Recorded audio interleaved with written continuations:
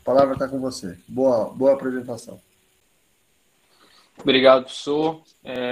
Queria agradecer o convite, agradecer não só o convite para apresentar essa aula, mas por fazer parte dessa equipe, com tantos médicos que eu admiro bastante. Tá? Como o Dr. Pedro me apresentou, eu sou Eloy, fui residente na Santa Casa, hoje sou assistente do PS, e sou gastroenterologista em formação e gosto bastante da área de hepatologia e a área que eu pretendo seguir aí por muitos anos aí. Então, foi a missão de falar um pouco de insuficiência hepática aguda e eu dividi essa aula em 6 grandes pontos. Então, falando um pouco de introdução, definição, etiologias, abordagem inicial, manejo clínico, falar um pouquinho do transplante hepático e no final a gente conclui essa aula. Durante a aula toda, eu vou trazer uma parte um pouco mais prática para não ficar a aula tão maçante e aí eu já apresento a vocês nossa paciente. Essa paciente chama Camila e a gente vai falar um pouco sobre ela durante a aula e a gente vai tentar contextualizá-la e construir o caso dela durante a nossa aula, tá? Essa doença é uma doença um pouco muito estudada, mas com poucos pacientes. Então, acaba saindo guidelines um pouco...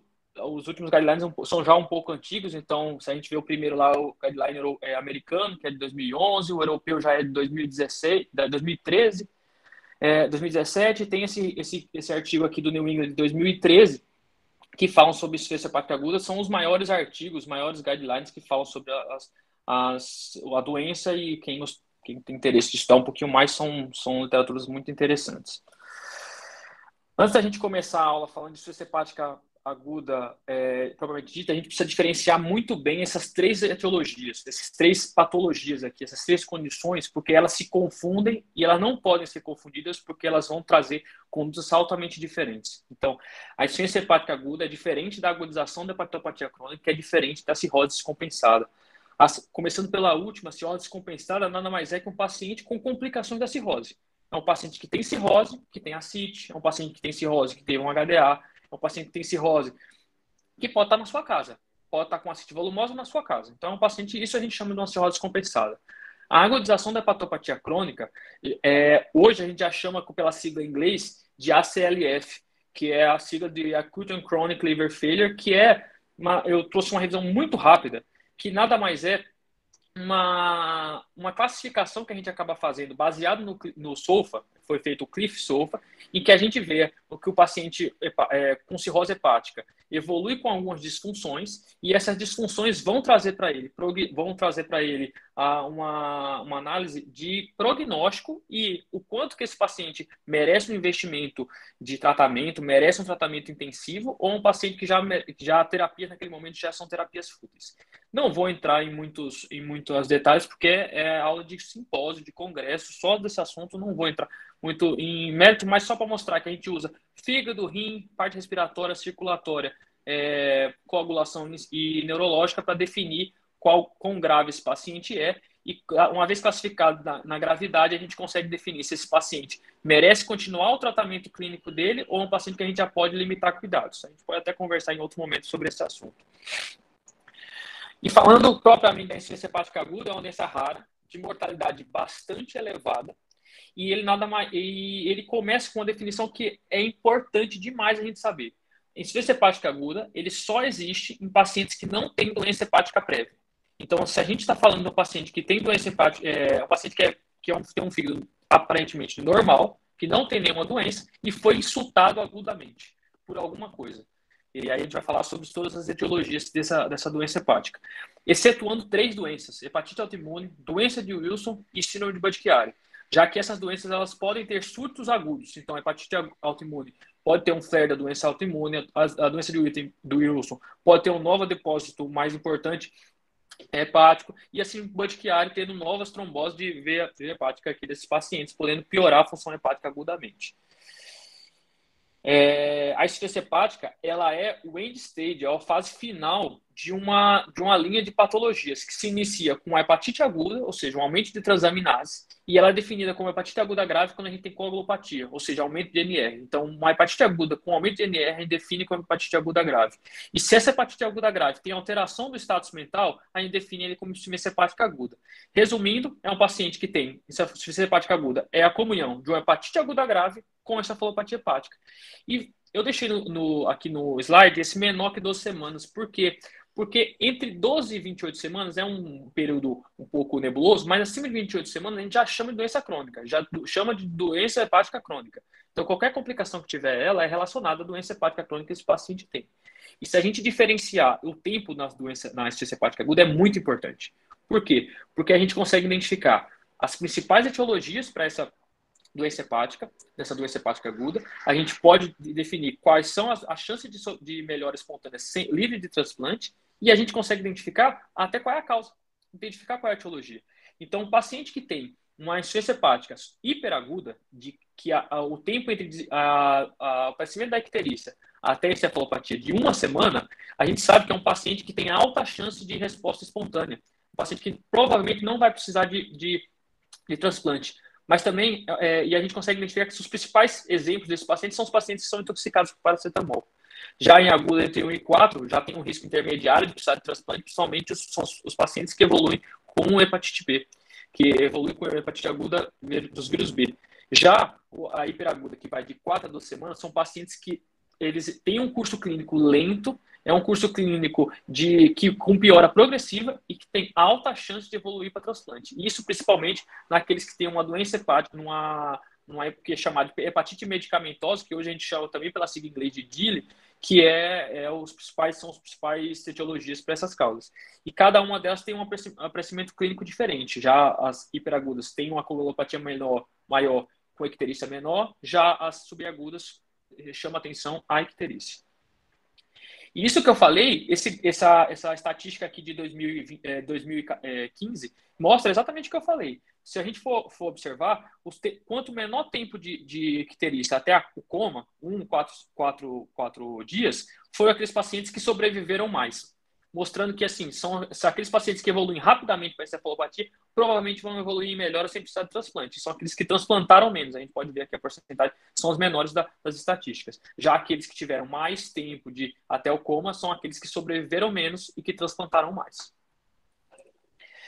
Entre as etiologias principais, a gente tem que começar pelas drogas. Obviamente, o paracetamol é o grande exemplo desse grupo, mas a gente tem que falar das medicações antituberculoso, os quimioterápicos, as estatinas, os anti-inflamatórios, entre outros. Viral, lembrar da vírus B, lembrar do vírus A, lembrar do vírus E, de hepatite E. Dentre as toxinas, tem essas duas principais, o próprio fósforo, mas essa Amanita phalloides, que é um cogumelo. Isso tem alguns casos na Europa, principalmente porque o pessoal tem mais a cultura de colher cogumelos e tudo, e lá esse cogumelo se assemelha a um cogumelo gastronômico e acaba se alimentando e se intoxicando.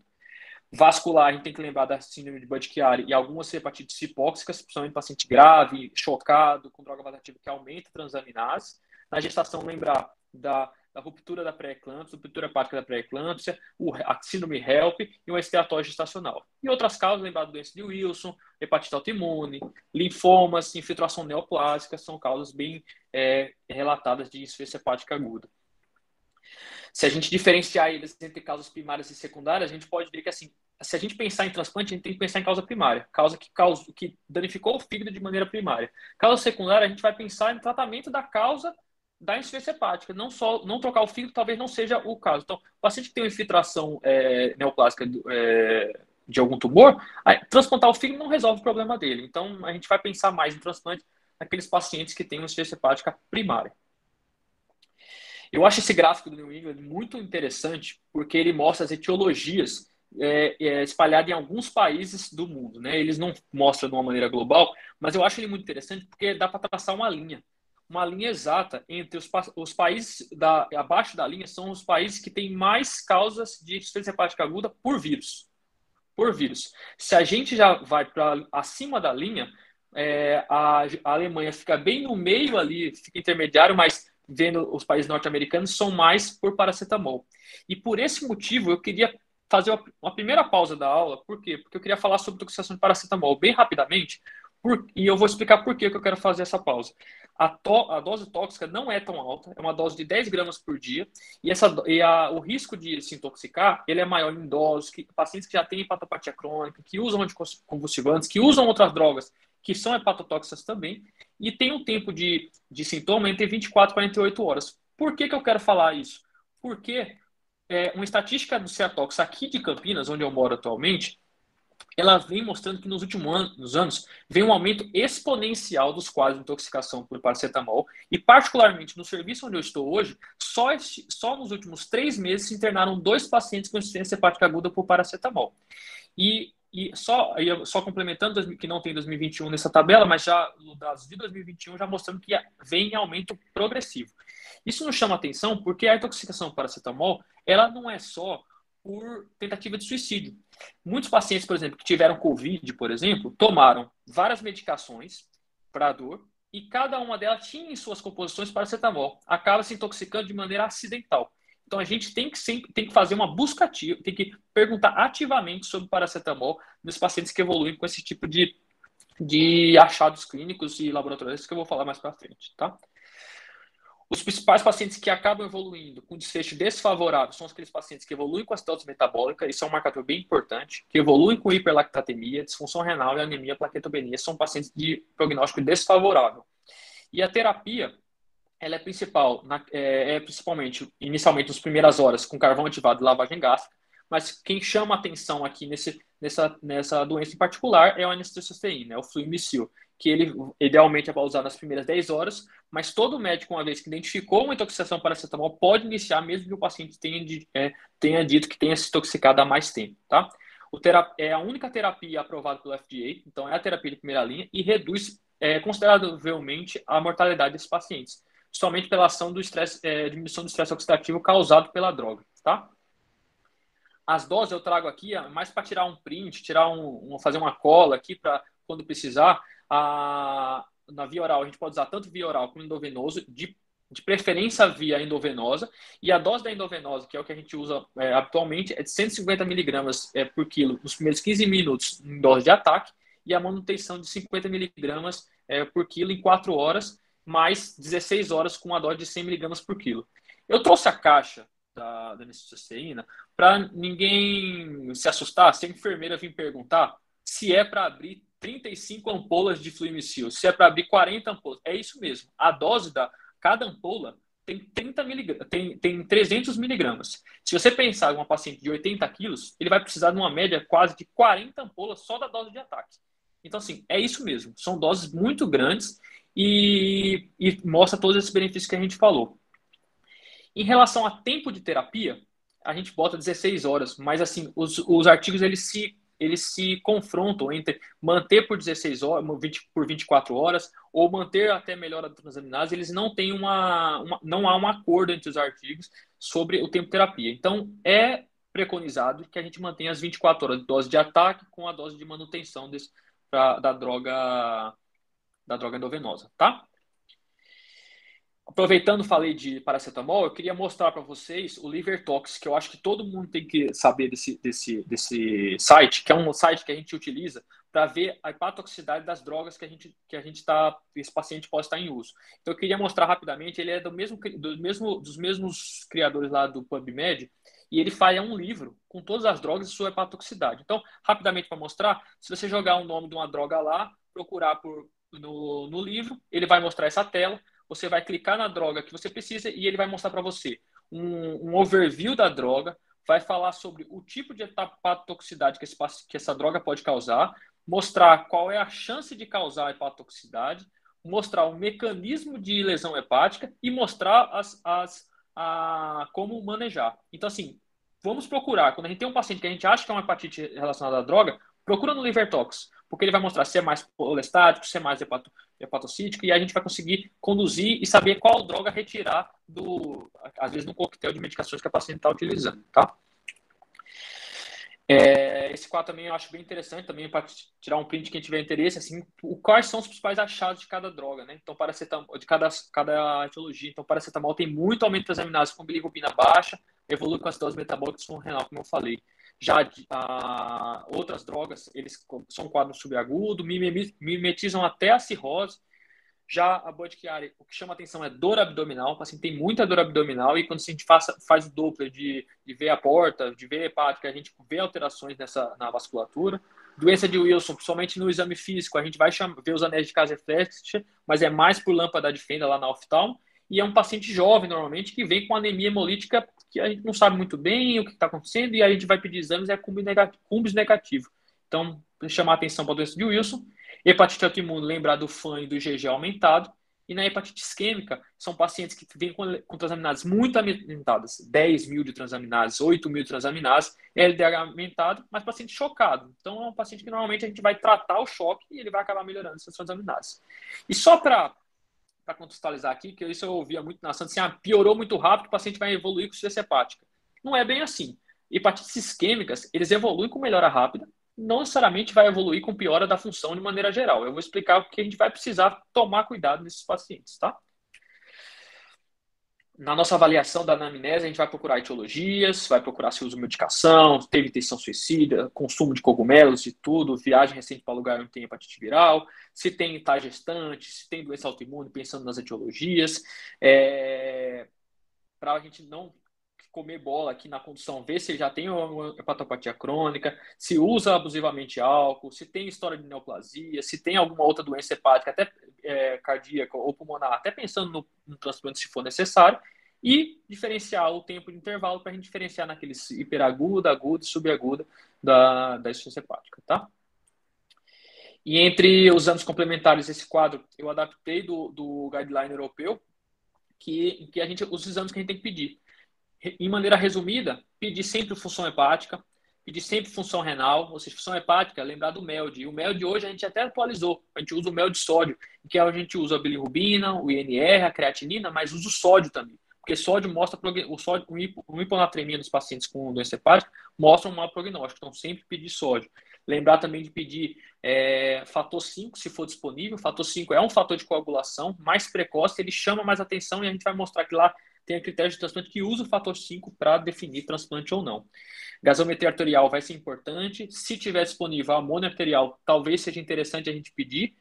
Buscando a etiologia da causa da insuficiência hepática, pedir sorologias, marcadores de autoimunidade, mas pedir também um ultrassom tomografia e uma avaliação toxicológica da urina e dosagem sérica de paracetamol, talvez é interessante em alguns pacientes.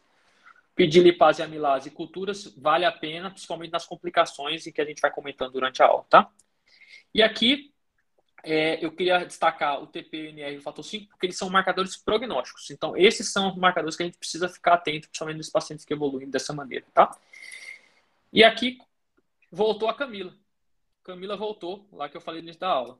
Camila, eu vou apresentar a vocês. Camila é uma paciente sexo feminino, tem 23 anos de idade, tem um transtorno depressivo sem tratamento, não tem doença hepática, não tem qualquer outra hepatologia, a não ser essa que eu já comentei, não tem antecedentes familiares, não viajou recentemente, não tomou chá, nem alimentos não convencionais, nem medicações.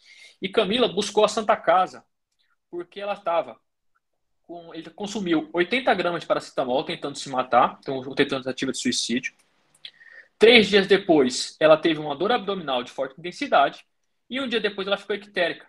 E aí quem atendeu, vou falar fictício, de maneira fictícia, essa paciente é fictícia, de maneira fictícia, a doutora Thier atendeu ela na porta, já tinha assistido essa aula até aqui, e aí entendeu, disse, não, essa paciente ela pode ter insuficiência, pode ter uma hepatite aguda, pode ter uma hepatite aguda grave, insuficiência hepática, então já sei o que eu vou fazer. Entrou lá no salão, falou com o Dr. Lucas, que estava de R2 lá no salão, e aí o Dr. Lucas disse, não, vamos entrar, vamos pedir alguns exames, vamos começar a N-acetilcisteína pela suspeita de intoxicação paracetamol, e vamos deixar ela sentadinha lá na poltrona da hidrata, ali do salão, que daqui a pouco a gente vê com os exames, vê como é que ela fica. E enquanto isso, enquanto a gente continua a aula, ela está esperando os exames saírem. Continuando nossa aula, uma vez ser diagnosticado em insuficiência hepática aguda, você precisa monitorizar essa paciente, manter frequência cardíaca, PA, frequência respiratória, débito urinário, manter uma avaliação de nível de consciência, uma avaliação sugerida de 2 em 2 horas, atenção para a hipoglicemia, profilaxia de úlcera gástrica, eu vou comentar que é até um pouco questionável, evitar correção de coagulopatia e cisteína. Voltando na coagulopatia, eu queria chamar a atenção que eu falei que o TP e o NR, eles são fatores prognósticos. Eles mostram para mim prognóstico desses pacientes. Então, a gente deve evitar corrigir essa coagulação se esse paciente não tiver necessidade expressa. Vou mostrar alguns gráficos após mostrando isso. Então, não é porque o paciente tem um NR de 3 que eu vou fazer plasma preso com esse paciente. A gente tem que evitar esse tipo de correção. A N-acetilcisteína, um outro comentário interessante que eu queria fazer, é que a N-acetilcisteína já vem mostrando alguns artigos já bem antigos, de 1990, de 2009, mostrando que a N-acetilcisteína ela tem benefício, inclusive, nos pacientes que têm insuficiência hepática não paracetamol, mostrando que talvez eles não melhorassem a encefalopatia sobrevida, mas ele melhora o quadro neurológico. Então, isso trazendo um benefício para esse paciente durante o curso clínico. Então, a gente sempre lança a mão da N-acetilcisteína para esses casos. Pensando em todas as complicações que a insuficiência hepática aguda pode trazer, tem várias e a gente vai comentar rapidamente sobre cada um e o que a gente pode atuar nesses casos, né? Pensando na parte cardiovascular, o paciente que tem insuficiência hepática aguda, ele evolui com a vasodilatação sistêmica. Ele acaba evoluindo, ele fica muito vasodilatado e ele acaba reduzindo o volume plasmático efetivo. Então, são pacientes que comumente chegam para os socorros hipotensos. Mas é uma hipotensão que responde muito bem à ressuscitação volêmica e pode ser feita com cristalóide. Inclusive, o guideline europeu ele sugere o uso de cristalóide, nem sugere albumina nesses casos. Não há uma PA ideal que foi definido. E pensando na hidrocortisona, que a gente usa em outros tipos de choque, por exemplo, ela não reduz mortalidade, mas reduz o uso de vasopressor. Sendo que não é utilizado de rotina, porque, como eu vou falar, a infecção é uma complicação muito comum. Então, a gente tem que evitar, a hidrocortisona acaba aumentando infecções nesses pacientes, então não é consenso o uso de cortisona, inclusive, assim, não é tão aconselhado usar. Já da parte respiratória, são pacientes que também acabam sendo intubados muitas vezes. Por quê? Porque são pacientes que evoluem para um déficit neurológico rápido, um déficit neurológico importante, então já se recomenda intubar paciente já na encefalopatia grau 3. O paciente ficou confuso, o paciente começou a ficar mais sonolento, torporoso, é melhor proteger via aérea, porque esse paciente pode evoluir mal e a gente perder timing de intubação mesmo. Há um risco elevado de síndrome respiratório agudo e tem que evitar hipocapnias e hipercapnias nesses pacientes, principalmente por conta da hipertensão intracraniana, que é uma das principais complicações. Da parte gastrointestinal, a gente tem que valorizar a dieta hipercalórica, porque são pacientes que são hipermetabólicos. São pacientes que são hipermetabólicos, são pacientes que consumem muito calorias, então a gente precisa estimular a dieta hipercalórica. E uma coisa que acaba caindo por terra nos últimos artigos, mostrando assim, que a gente não tem que evitar a proteína para esse paciente, porque a proteína tem amônia, vai aumentar a amônia, esse paciente vai ficar mais encefalopata. Não, isso caiu por terra, mostrou que pacientes hipoproteicos, eles têm um pior prognóstico. Você pode até utilizar a dieta hipoproteica por períodos curtos, mas tem que evitar ao máximo. Normoproteica. Dieta normoproteica para paciente com insuficiência hepática aguda. Pensando em crônica, a gente pode valorizar a hiperproteica até e tudo, mas na aguda, evitar a hipoproteica, valorizar a normoproteica, tá? E manter a alimentação. Se ele não tolerar a dieta oral, pensar em outras dietas interais, passar sonda pós-pilórica, e se não for possível nem essas condições, nutrição parenteral, tá? O uso do IPP é bem questionável, porque mostrou que são pacientes que acabam evoluindo para intubação, ficam com intubação por tempo prolongado, pode aumentar risco de PAV, então é um uso questionável, não há consenso, acaba se utilizando, mas não é um consenso o uso do IBP nesses casos desses pacientes, tá? Da parte metabólica, eu queria falar um pouquinho mais, que é algo bem comum. O paciente, por ser um paciente hipermetabólico, ele tem maior risco de hipoglicemias, então tem que avaliar glicemias capilares constantemente, tá? Hiponatremia também é um distúrbio eletrolítico comum, e ele é mais comum, principalmente naqueles pacientes que têm aquela insuficiência hepática aguda hiperaguda, que evolui para encefalopatia em menos de uma semana, e deve ser evitado a hiponatremia a todos os custos, porque mostrou que o prognóstico desses pacientes são piores quando eles são hiponatrêmicos. Então, ter como alvo de 140 a 145 milimols por litro, até pensando também na hipertensão intracraniana. A diálise pode ser uma ajuda na terapia nesses pacientes com hiponatremia, tá? Esse artigo interessante que saiu em 2004, já tem bastante tempo, ele utiliza, o pensamento da equipe lá do King's College foi o seguinte, já que pacientes com hiponatremia, eles evoluem com muita hipertensão craniana, por que a gente não faz salina hipertônica nos hiponatrêmicos, mesmo sem hipertensão intracraniana? Como é que eles evoluem? E aí o que mostrou é que, uma vez utilizado a salina hipertônica, ele manteve níveis natrêmicos melhores, de sódio melhor, e eles tiveram menor risco de evolução para a hipertensão craniana. Isso até as 24 horas, porque acima de 24 horas começou a não ter diferença estatística, e aí até parece ter passado um pouquinho, ter tido um risco maior após as 24 horas. Então, não é consenso utilizar salina hipertônica, mas mostrando que pacientes sugerindo que talvez pacientes normonatrêmicos sejam pacientes que evoluam menos para a hipertensão craniana na insuficiência hepática aguda. Da parte metabólica também, destacando a citose metabólica e hiperlactatemia, que é mais comum nas hiperagudas e agudas. Eu já tinha falado disso lá no paracetamol, que é uma causa de hiperagudo, é bem comum, e são marcadores prognósticos da intoxicação por paracetamol. Tá?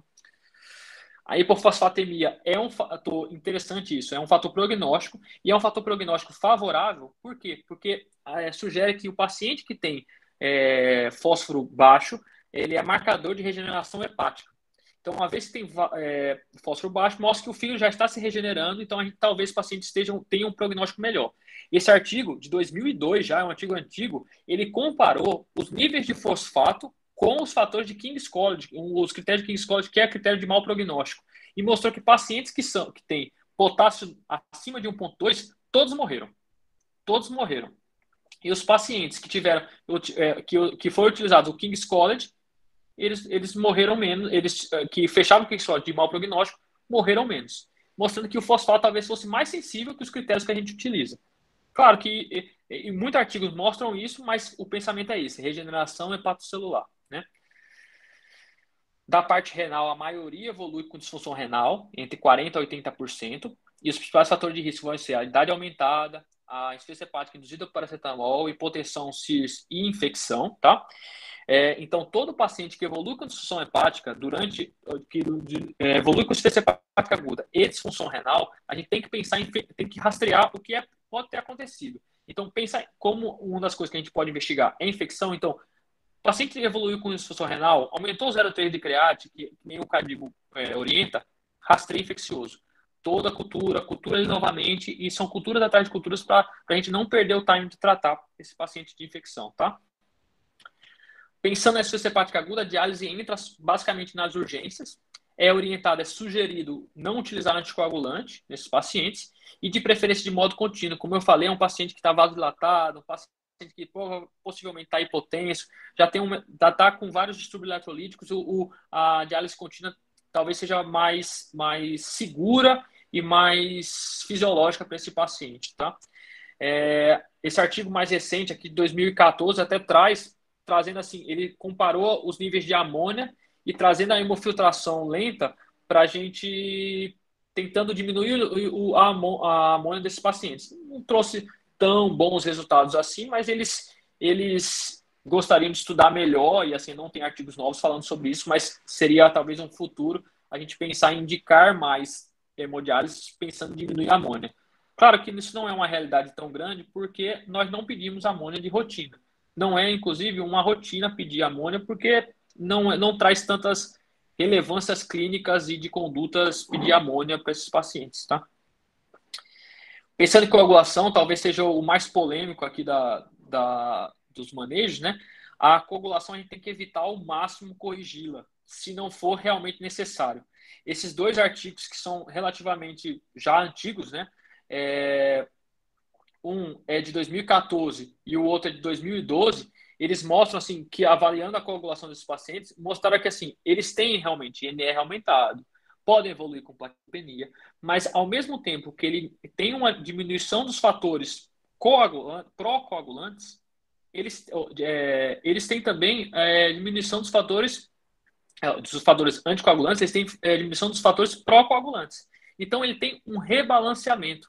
Então, são pacientes que, mesmo com plaquetopenia, mesmo com INR alargado, não demonstram maior risco de sangramento. Então, assim, o paciente pode estar com NR de 6, e você sabe que foi intoxicação por paracetamol. Se ele não estiver sangrando, se você não tiver intenção de passar nenhuma medida invasiva, passar uma PAI, fazer um acesso venocentral, fazer uma avaliação de pressão intracraniana de maneira invasiva, não há indicação de correção de plaquetas de PFC. O PFC, inclusive, vai corrigir o INR e a gente vai perder o parâmetro prognóstico. Aí não vai saber se o paciente está melhorando ou está piorando. A gente perde esse parâmetro. Então, tem que evitar usar de maneira desnecessária, tá? Então, a gente vai acabar usando esses procedimentos invasivos e se tiver com hemorragia. Obviamente, se tiver com hemorragia, não tem como. A gente vai ter que corrigir, tá? Pensando na parte de infecção, de CIRS, a insuficiência hepática aguda por si só aumenta o risco de infecções, tanto de infecção simples, sepsis ou choque séptico, e o principal foco de infecção é pneumonia, talvez porque os pacientes sejam mais intubados, sejam bastante intubados, talvez, mas não há essa associação direta, e principalmente por gram-negativos e bacilos gram-negativos e cocos gram-positivos. Pacientes com longa internação por insuficiência hepática aguda têm alto risco de infecção fúngica, então tem que pensar em infecção fúngica no paciente com muito tempo de internação. Não há consenso, mas não há indicação de uso profilático de antibiótico nesses pacientes, mas de maneira quase secreta, assim, todo mundo acaba utilizando, porque o risco, o medo que tem de esse paciente infectar é muito grande, então muito TI acaba utilizando, nós utilizamos aqui também. Como eu falei, a busca ativa por infecção deve ser feita a todo momento. Qualquer sinal de descompensação, de insuficiência renal e tudo, vamos fazer busca ativa, vamos culturar por inteiro desse paciente. E caso de encefalopatia, como eu falei, encefalopatia progressiva, sinais clínicos de infecção, ou se qualquer sinal que mostre que pode ser infecção, antibiótico, tá? Da parte neurológica, como eu falei, encefalopatia é critério diagnóstico. Ele entra como diagnóstico. Então, ele sempre vai ter nesses pacientes. A alteração do estado mental ele pode ser influenciada tanto pela coexistência de uma infecção, a presença da própria CIS pode levar a alteração de consciência, outras falências orgânicas podem levar a alteração de consciência que nos atrapalham na identificação se isso é relacionado à insuficiência hepática ou de complicações, né?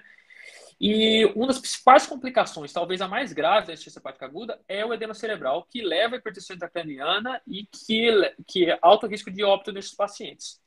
Só para relembrar, se a gente pensar no critério de Westhaven de encefalopatia, ele é dividido em 4 pontos, sendo um paciente que só está um pouco lentificado, a família acha que ele já não está levando muito bem as coisas à boca, mas está orientado, está lentificado. Já o grau 2 é aquele paciente que começa a alterar a personalidade, comportamentos inadequados, faz xixi na rua, faz xixi fora do vaso, mas o que chama atenção é o flapping. Flapping é o marcador da encefalopatia grau 2. Já na encefalopatia grau 3, é aquele paciente que já está muito confuso, completamente desorientado, sonolento, já um semi-estorpor ali. E na encefalopatia grau 4 é aquele paciente em coma. Lembrar que pacientes em encefalopatia grau 3 indo para grau 4, ele pode perder o flapping. Ele está tão lentificado que ele perde o flapping, ele não tem mais. Então, isso pode ser um marcador de prognóstico ruim nesses pacientes, tá? Como eu falei, encefalopatias acima de grau 3 tem que ser levado à intubação traqueal e ventilação mecânica para proteção de via aérea. Os guidelines sugerem o uso de propofol como mecanismo de sedação e tem que monitorizar quadros convulsivos, já que eu falei que edema cerebral é algo bem comum nesses pacientes, tá? E falando especificamente da hipertensão intracraniana, tem uma mortalidade de metade dos pacientes que têm hipertensão intracraniana vão evoluir à morte e vem nos últimos anos caindo a incidência de hipertensão intracraniana nesses pacientes. E aí sugere, será que a gente está cuidando melhor desses pacientes? Será que é porque a gente está tendo diagnósticos mais precoces? Será que a gente está transplantando melhor esses pacientes? Isso são questionamentos, mas que mostram que com o benefício desses pacientes, eles estão evoluindo melhor nos últimos anos, com menos hipertensão intracraniana, tá? Esse gráfico é só para mostrar que a fisiopatologia é muito complexa, mas de uma maneira geral, a causa do edema cerebral é causada por hiperammonemia, é causado pelo estresse oxidativo, é causado pela vasodilatação sistêmica, são muitos fatores que acabam levando à hipertensão cerebral. Então a gente tem que acabar corrigindo um pouco de cada para a gente tentar evitar os pacientes piorar esse neurológico que já está tão comprometido. Os fatores de maior risco desses pacientes vão ser aqueles pacientes com insuficiência hepática aguda e hiperaguda, são pacientes jovens, de 18 anos, menores de 18 anos, que têm uma lesão renal aguda ou crônica, ou com uso de inotrópicos. Lesão renal aguda ou crônica sugere-se porque ele não faz a excreção suficiente de amônia, mantendo a amônia circulante, aumentando o risco, o edema cerebral causado pela hiperammonemia, e aí causando mais hipertensão intracraniana. O uso inotrópico, talvez por conta da todo esse o paciente já está mais vasoplégico e tudo, e esse paciente possa evoluir com mais edema. Então, são vários pontos que podem piorar essa hipertensão intracraniana, tá? No diagnóstico, a gente pode utilizar tanto os achados clínicos de hipertensão, bradicardia, mas pode usar mecanismos de avaliação invasiva de pressão intracraniana, que não é uma coisa tão factível em todo o serviço, mas usar o Doppler transcraniano do nervo óptico. O guideline europeu até traz, eu trouxe assim, ipsis literis, o que está escrito lá, que pacientes de grau 3 a grau 4 devem ser intubados e aqueles que devem ter medida invasiva, por coincidência, e não é coincidência, obviamente, são os pacientes que têm maior risco de levar a hipertensão craniana. Então, paciente que tem grau 3 ou grau 4 de cefalopatia, que precisa ser intubado, talvez valha a pena a gente fazer avaliação invasiva. Isso não é... Tem um grau de evidência 2 aqui no guideline, assim, tem que se questionar caso a caso, ver a disponibilidade do serviço, a experiência do serviço de hipertensão intracraniana para a gente poder fazer isso tudo, tá? O manejo vai ser como manejo de hipertensão craniana como todos os outros pacientes, cabeceira elevada, evitar febre, hipoglicemia e hiperglicemia, manter a anatremia em níveis ótimos e manter pressão intracraniana entre 20 e 25 milímetros por mercúrio se você tiver a avaliação invasiva, né? Pensando no manejo, a gente usa o manejo também da hipertensão intracraniana, usando salina hipertônica, mannitol.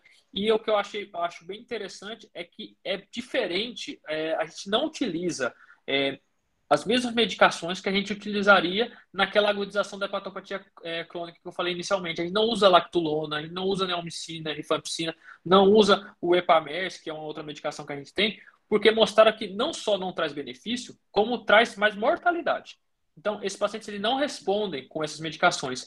Então, por isso que ele indica intubação dos pacientes em grau 3, porque são pacientes que não vão responder com medida simples. Não vão responder com medida simples, paciente que possivelmente vai evoluir em piora do neurológico. Outros dispositivos que a gente tem mais recentes, que vem mostrando no mercado, é o MARS, que é o MARS e o Prometheus, que são dois dispositivos extracorpóreos que fazem o metabolismo que o fígado faria, mas assim, para insuficiência hepática aguda, não, eles podem reduzir encefalopatia, mas não reduzem mortalidade, não é tão disponível, é muito pouco disponível e não tem uma grande evidência em utilizar nesses tipos de paciente.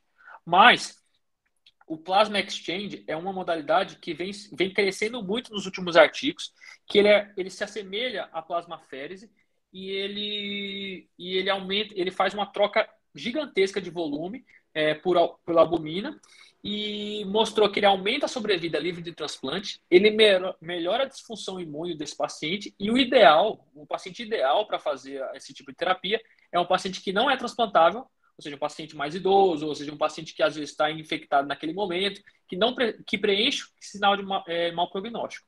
Aqui embaixo ele até mostra a diferença entre pacientes que não utilizaram e utilizaram esse Plasma Exchange, mostrando que aumentou a sobrevida desses pacientes a longo prazo. E aí, assim, eu fui procurar para ver se tinha alguma coisa no guideline de aféres, até para entender melhor o que funciona, e eu achei muito interessante que no guideline de aférese, que é da hematologia, agora recente, de 2019, o uso dessa terapia ela é grau de evidência 1A. É grau de evidência 1, que é a indicação a mesma do acima, que é Guillain-Barré.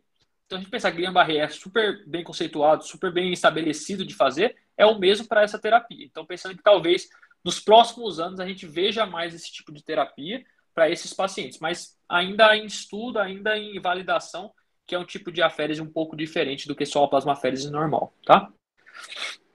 Falando de transplante hepático rapidamente, a medida que mais mudou a sobrevida dos pacientes com insuficiência hepática aguda. Se a gente for ver aqui dos anos que foram passando, vem aumentando considerável e é uma indicação de transplante de emergência no Brasil.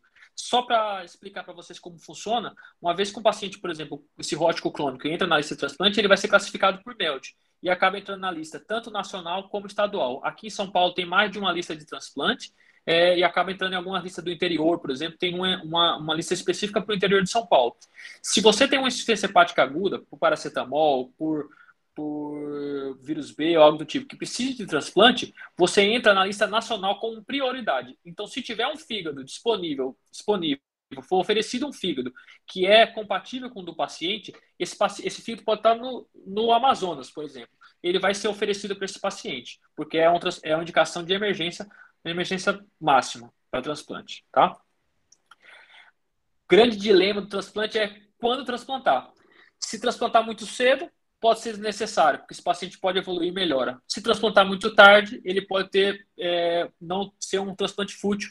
Então, essa janela de oportunidade é um grande dilema, a grande dor de cabeça do centro de hepatologia de quanto transplantar esses pacientes. Então, é muito difícil definir. E para isso, alguns critérios para transplante foram definidos de gravidade. Então, foram definidos critérios para a gente pensar que critérios de mau prognóstico são os pacientes que vão ser transplantados, aqueles que têm mau prognóstico.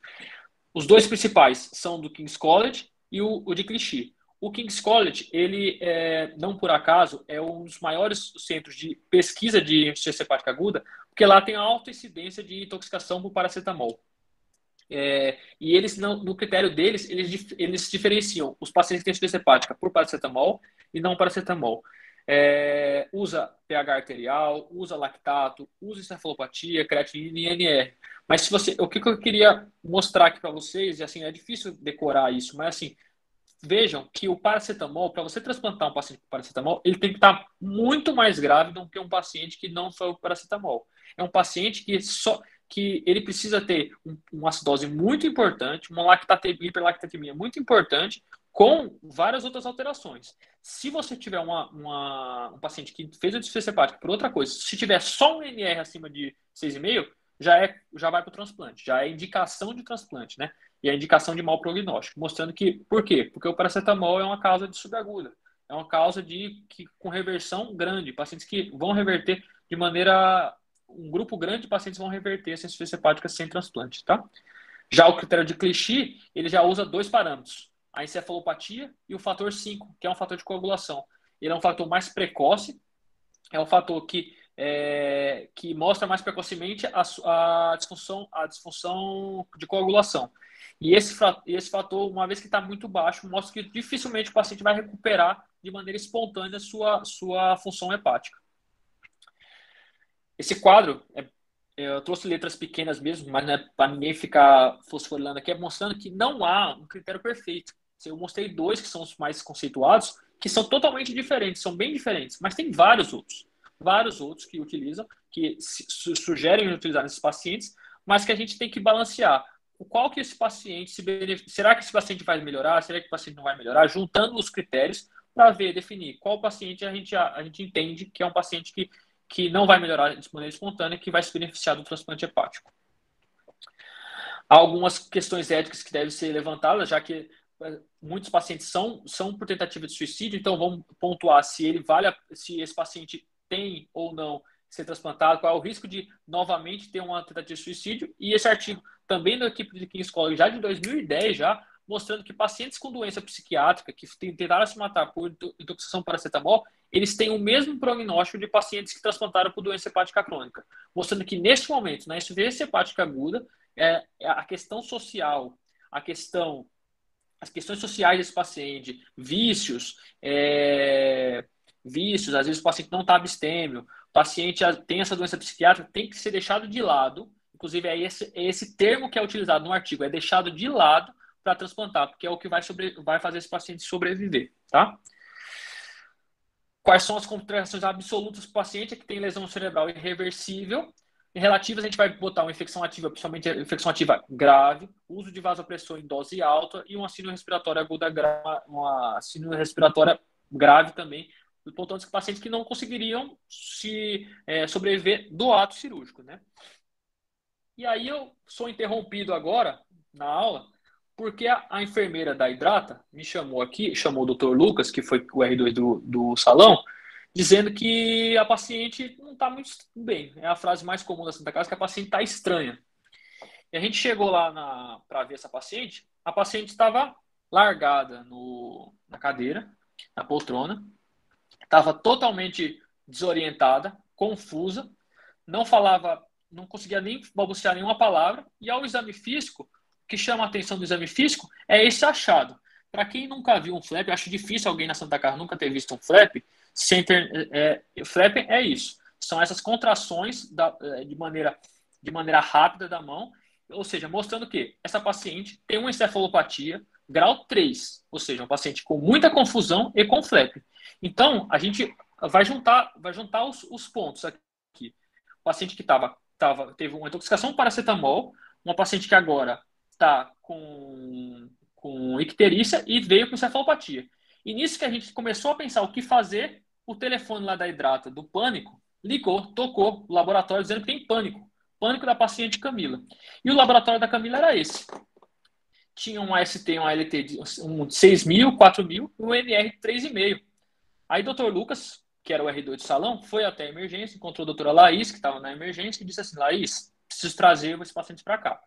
Esse paciente é grave, pode evoluir com hipertensão intracraniana, eu lembro da aula lá que tinha que trazer para cá, então vamos trazer. Laís autorizou, levar lá para a emergência.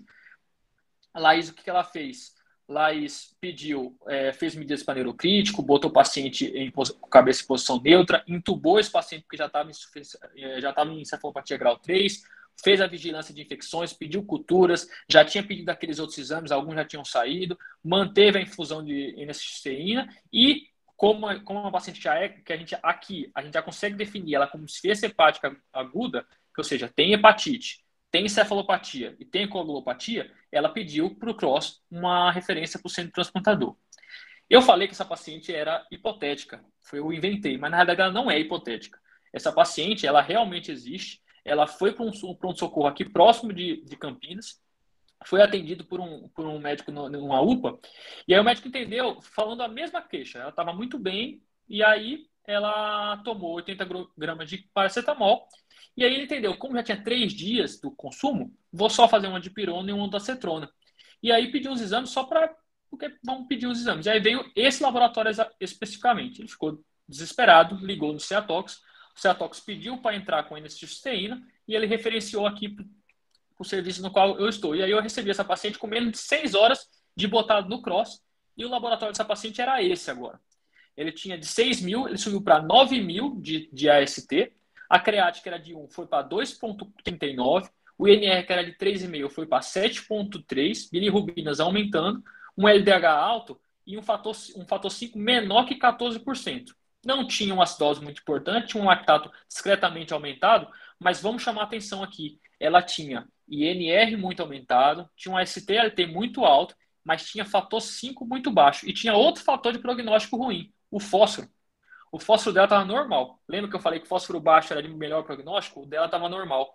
Então aqui, se a gente pensar nos critérios de Clichy de King's College, do King's College ela não preenchia, mas do Clichy ela preenchia. Então, o que a gente fez aqui no nosso serviço? A gente continuou as medidas para neurocrítico, manteve ela entubada, manteve a infusão de N-acetilceína e indicamos transplante. Essa paciente transplantou em menos de 24 horas no serviço. Tem 8 meses mais ou menos que ela transplantou, está super bem, evoluindo super bem, acompanhando com a gente no ambulatório e com a equipe da psiquiatria, já que ela tem essa doença grave psiquiátrica com a tentativa de suicídio, tá? Então, de linhas gerais, eu queria eu queria, principalmente com esse caso e com a aula final, entender que a gente pode fazer muita coisa para o paciente, mesmo que a gente não tenha transplante na Santa Casa, que a gente tem muito que fazer para esse paciente. E às vezes a gente consegue salvar a vida desse paciente sem mesmo transplantá-lo, somente com medidas simples que a gente pode fazer no PS mesmo. No PS a gente consegue fazer muitas das medidas que eu falei aqui, tá? Então, o que a gente precisa? A gente precisa definir muito bem o que é, saber quais são os pacientes que têm insuficiência hepática aguda e saber quando pensar nela, pensar nas etiologias e no quadro clínico dessa paciente, o que a gente tem que investigar, saber quais são os exames que a gente tem que pedir e quais são as medidas iniciais que a gente tem que fazer, pensando também nas medidas específicas, como a N-acetilcisteína, que a gente pode fazer nesses pacientes, pensar quais são os pacientes que têm mau prognóstico e precisam de transplante. E com isso, a gente vai fazer com que essa paciente tenha uma sobrevida maior, ela consiga não falecer dessa doença e que mantenha um fígado saudável, que eu acho que é o que é importante para ela conseguir sobreviver naquele momento. Tá bom? Espero ter sido claro, não ter sido muito rápido e agradeço muito a oportunidade. Eu mostro uma foto aqui da minha cidade que eu gosto bastante.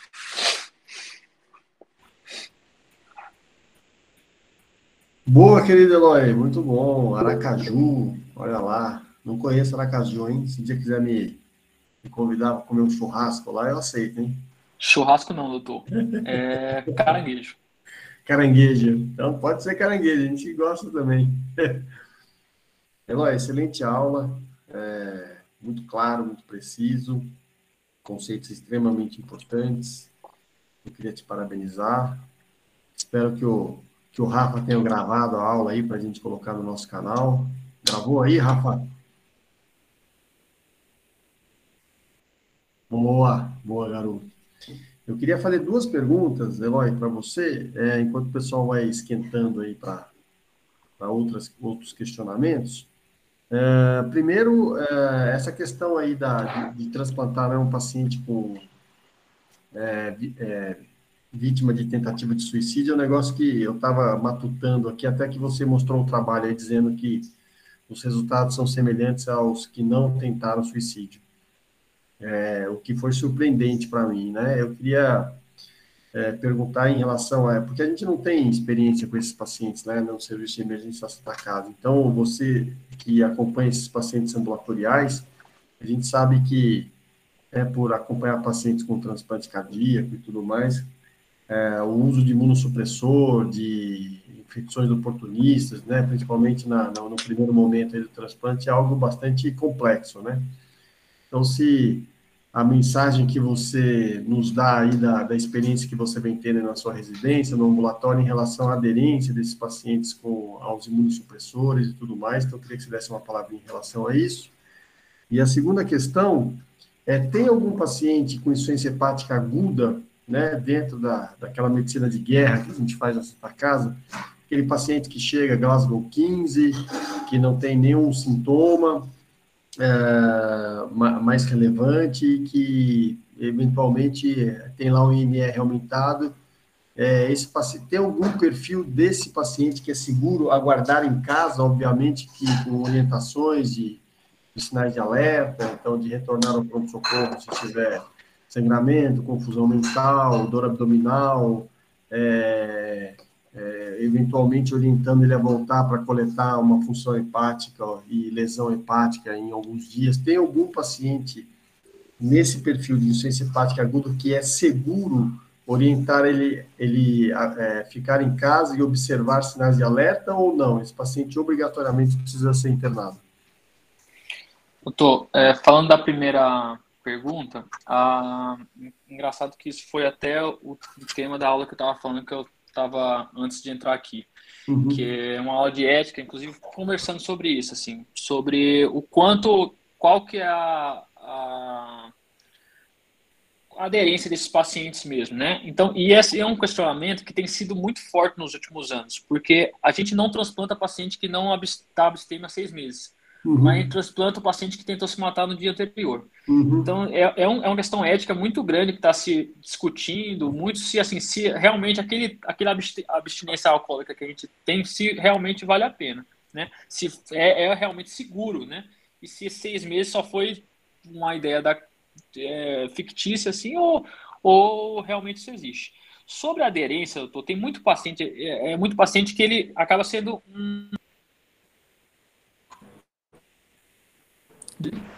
o, um ponto de virada o transplante, né? O paciente que tentou se matar acaba sendo um ponto de virada e ele acaba tolerando. Obviamente, temos alguns casos aqui, inclusive eu fui atrás para ver, temos alguns casos de pacientes que tentaram novamente suicídio após o transplante.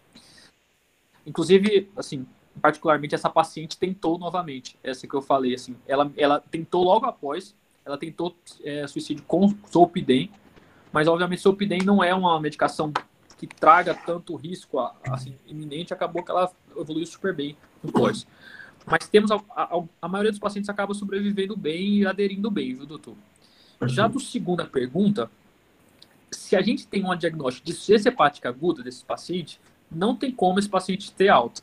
Porque assim, é um paciente de alta mortalidade, evolui para a hipertensão intracraniana de maneira bem rápida e que pode evoluir com óbito de maneira rápida, né? E ele não vai conseguir voltar ao hospital.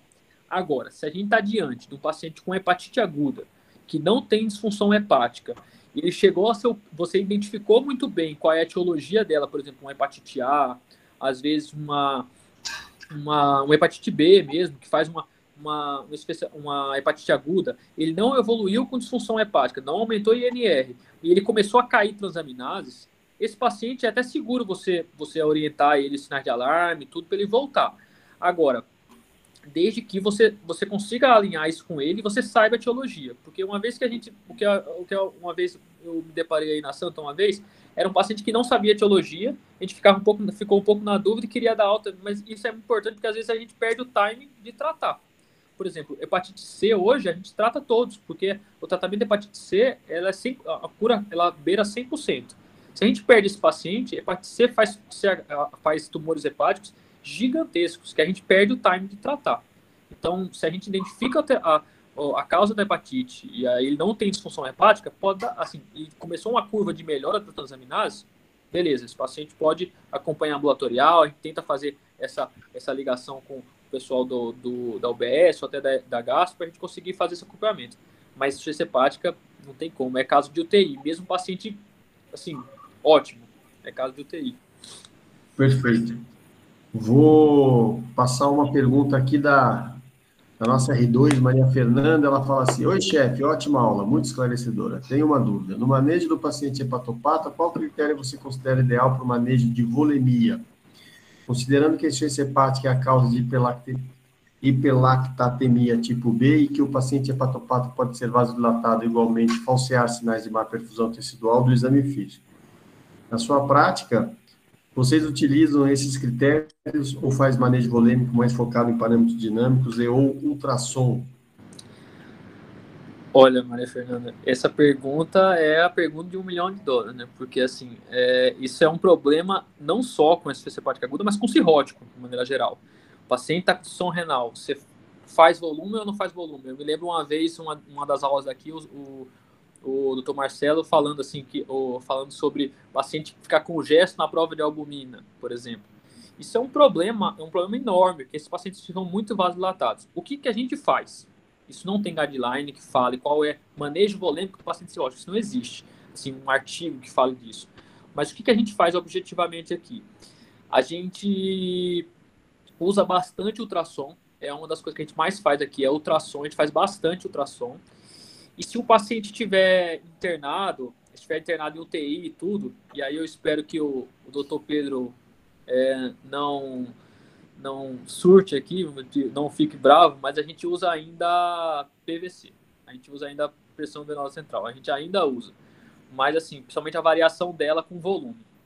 Mas, assim, é porque é muito difícil. O paciente hepatopata, de uma maneira geral, seja ele agudo ou crônico, é manejo volêmico dificílimo. Então, vai ser muito faz volume, avalia, faça ultrassom, mas não há uma resposta direta para isso. Não há. Eloy, você sabe que o manejo volêmico ele não é difícil no hepatopata, né? É difícil em todos os pacientes da emergência, no cardiopata, então, realmente, eu sei que seguramente você falou do outro Pedro, né? Não de mim, mas a PVC, fica tranquilo que a gente que tem um pouquinho mais de quilometragem aí já viu vários desses parâmetros chegarem como salvadores da pátria, depois eles morrem. Então, já vimos delta PP, já vimos PVC, a cava. Outro dia pegamos no PS um paciente com a cava colabada e cheio de linha B no pulmão. Então, assim, é só mais um fator que daqui pouco tempo entra na roda aí de parâmetros que são imperfeitos para definir volume. Vamos lá, então. Quem mais pergunta?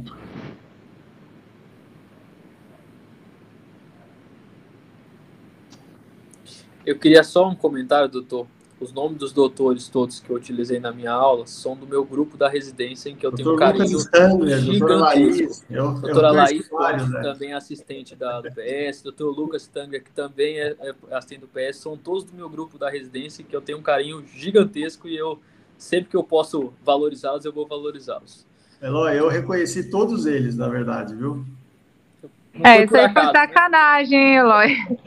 A doutora Camila, como a psiquiátrica, inclusive, quero ver depois o que ela vai achar disso. Mas aproveitando aqui para parabenizar a aula, foi muito boa, bem esclarecedora mesmo. Acho que a gente pega muito caso mesmo lá na Santa Casa, a gente tem a oportunidade de ver vários casos. E aproveitando para perguntar, essa nova hepatite eu acho que está sendo mais em criança mesmo. Não sei se você está tendo pegou algum outro caso, vocês têm visto por aí em adulto, população adulta também.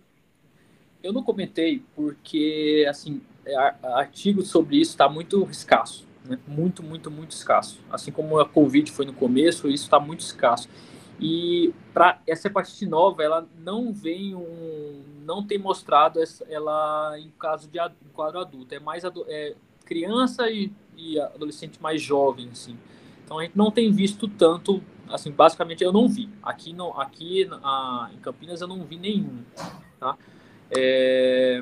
Mas, assim, eu acho que do que eu falei aqui, por isso que eu deixei uma parte assim, paracetamol a gente tem que pensar. Tem que pensar, tá aí tendo muito, assim, muito. Eu conversei no Ceatox semana passada, eu conversei no Ceatox, eles estão dizendo que eles estão tendo, só aqui na região de Campinas, pelo menos uma ligação por dia por intoxicação com paracetamol. Então, assim, é muito caso. É muito caso. Se isso está acontecendo aqui no interior, imagina assim, São Paulo deve estar tendo muito também. Então, o pensamento é, será que com a pandemia, todo mundo utilizando a internet, a gente não está igualizando a nossa cultura, porque é muita cultura do países europeus e tudo, será que a gente está igualizando? Não sei. O pensamento disso seria isso. Mas voltando à sua pergunta, da hepatite nova, não tenho tanta informação sobre, não tenho nem experiência sobre isso. Mas o manejo vai ser o mesmo, né? Evoluiu para insuficiência hepática aguda, o manejo vai ser o mesmo. Bom, quando você souber, então, você volta aqui para nos contar a etiologia disso aí, hein? Quem mais, pessoal? Mais alguém? Eu tenho uma dúvida, chefe. Fala aí, Letícia. Com o R1, a minha dúvida é a mesma daquele médico da UPA que atendeu a Camila, né? Assim, eu entendi, mas às vezes eu penso no paciente que está meio limítrofe, assim, que ele ingeriu, por exemplo, 10 gramas de paracetamol e ele vem, sei lá, 4, 5 dias depois com uma queixa de dor abdominal. A minha dúvida é com relação à lacuna, assim, até quanto tempo eu penso que isso pode ser causado pelo paracetamol e se eu faço mesmo assim a acetilcisteína, sei lá, 5, 6 dias depois da intoxicação. Oi, Letícia. Então, a recomendação é que faça a N-acetilcisteína no primeiro atendimento dessa paciente. Idealmente, nas primeiras 10, 12 horas, tá? O pensamento seria que, assim, nas primeiras 10, 12 horas seria o tempo que porque o paracetamol, a N-acetilcisteína, ele desvia o metabolismo do paracetamol para uma forma não tóxica. E uma vez que você desvia esse metabolismo, você não traria os metabólitos tóxicos, não evoluiria com insuficiência hepática. Mas há estudos que mostram que o uso a longo prazo, por mais tempo, pode trazer diminuição do metabólito tóxico circulante. Então, mesmo que ele fique circulando, você consegue diminuir com a N-acetilcisteína. Então, vale a pena você pedir, você fazer o uso da N-acetilcisteína com a mesma coisa, dose de ataque, dose de manutenção e, assim, idealmente fazer por 24 horas, mas como eu falei, não tem um período de quanto tempo mais, mas tem 6 dias, o paciente só tem isso, é melhor fazer. Melhor fazer. Tá bom, obrigada. Perfeito, mais alguém? E N-acetilcisteína é barato, então, e a gente tem na Santa Casa, dá para fazer. Fazer preferencialmente endovenoso, né, Eloy? Endovenoso. Claro, assim, tem uns pacientes um pouco mais complicados, que a gente não consegue fazer, então faz VO, mas assim, saiba que existe. É melhor saber que existe. Fazer endovenoso. Perfeito. Pessoal, então, devido ao adiantado da hora aí, 8h40, queria agradecer ao nosso amigo Eloy pela excelente aula. Ela vai ficar lá para revisão de vocês e para nós, para todos aí lá no nosso canal da Emergência. Lembrar que daqui 15 dias, daqui 2 semanas, o Dr. Renan Péricles vai falar sobre um tema bastante atual, que vai ser o manejo atual da insuficiência cardíaca em fração de ejeção reduzida. Vai falar de várias drogas novas então esperamos vocês aí. Amigo Eloy, você já tem o seu certificado que eu já enviei para você guardar aí. E agradecer mais uma vez. Boa noite a todos aí.